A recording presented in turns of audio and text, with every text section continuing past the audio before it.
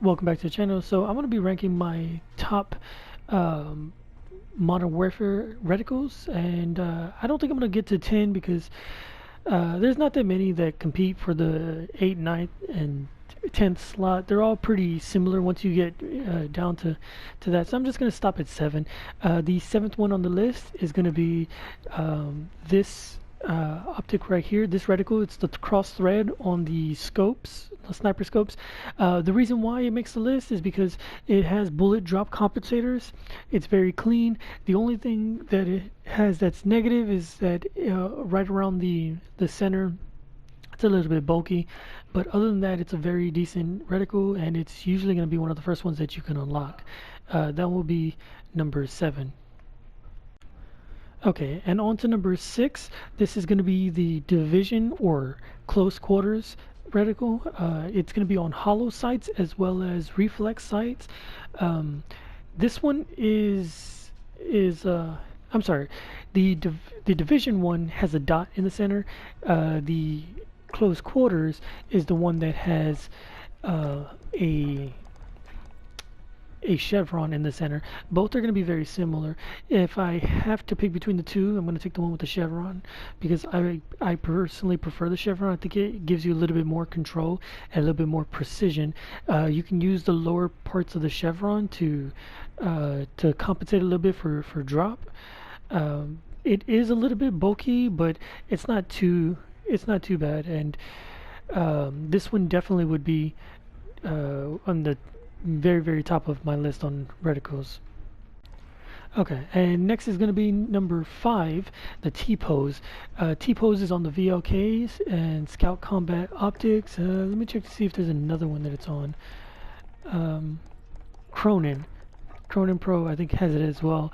The Tpose is extremely clean, not very much in the way, so it's very easy to see your target, but without any illumination in the center, it can get easy to lose if you're ever in any close quarter situations. Generally, if you have it on a Tpose or any 3-time optic like that, you're not going to be in a close quarter situation, but it is limiting in that respect.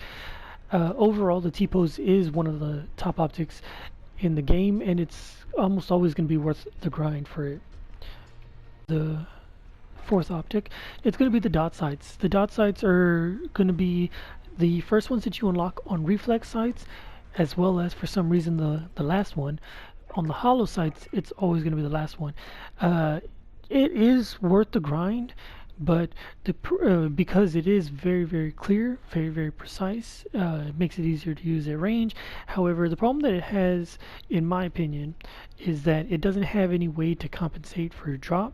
So if you're using a long range AR and you're tracking a target that's moving, it doesn't have any way to consistently anticipate the speed of the target. You kind of just have to fire, look where your tracers are going, adjust as you're going. When I usually use integrated suppressors hide the tracers, so it gets very difficult if you're trying to track where you're shooting when you can't even see the bullets. But it is a very clean sight and one of the top sights in the game. Okay, and now it's going to be number 3. It's going to be the downward curve. This one is going to be very surprising at first, but I do want to touch on something quickly before I continue. If you look at a reticle such as this one here, you can see that whenever you try to identify the target, the illumination of the reticle is going to be what catches your attention the most. You have a large reticle, you're going to center the reticle over the target.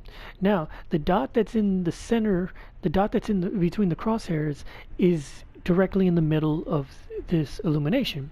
Whenever you move to one such as this one, what you have is that the dot, the crosshair, is at the very top of that illumination. So that means whenever you center the reticle over the target, the bullet registration is going to be higher than where you center the target.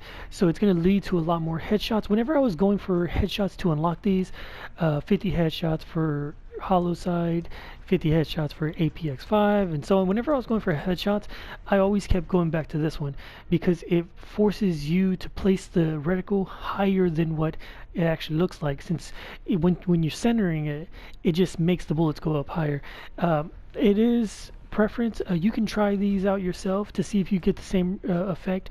This one here will also give the same effect.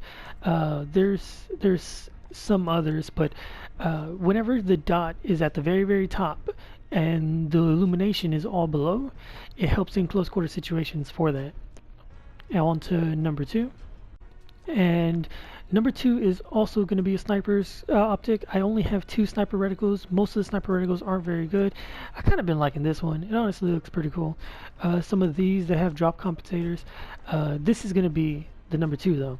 Number 2 is going to be cover shot. It has a very clean reticle. It looks very similar to the Tpose in how easy it is to see the target, with the one exception being is that you have hash marks and bullet drop compensators, which will make it easier to get the same bullet registration in the future. You're able to get more consistency, basically. It is easily the best reticle for a sniper, but there's not too many others that honestly compete with it. And on to number 1.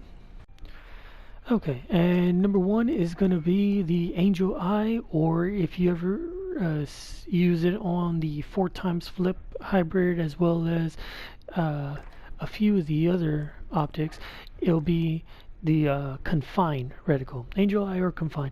This one has a chevron, which allows for more precision. It also has a larger illumination, which is better for close quarter situations. It has the same effect that I showed on the third reticle, the downward curve, in that when you center the illumination, the bullet registration is going to be higher than where you center it. This one is one of the only ones out of all of these 3 and 4x optics that has hash marks that are horizontal, that help you whenever you're trying to compensate for vehicle or enemy movement. These that are over here, these last 2, are the only of the long range reticles that have the lower hash marks to compensate for drop. However, the one on the right are very largely spaced out, so it's very difficult to measure half hashes, quarter hashes. This one has many more, but the reticle is a lot more blurred, whereas this one, you have more hash marks, so you can compensate a lot better, and you also have a clearer reticle over the center. This one is my favorite reticle, but many of these become your choice of preference. There aren't that many outside of these that I think can actually compete though. But that's going to be the end of the video. Hope you all enjoyed.